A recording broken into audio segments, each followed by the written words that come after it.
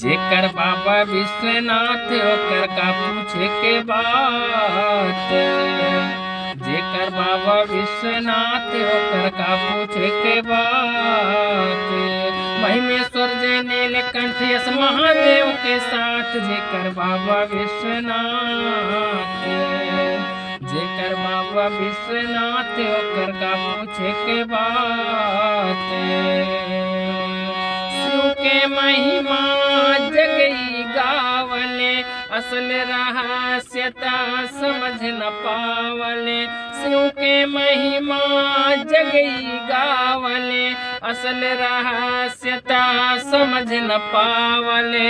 हमहु सबका से पूछले खाली सबही मन बहलावल।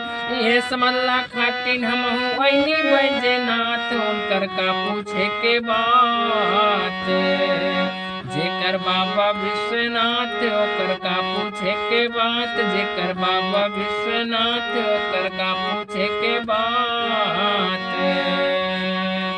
शिव के धाम हाँ शिव मिल जई है पावन धाम हाँ सब बतलई है।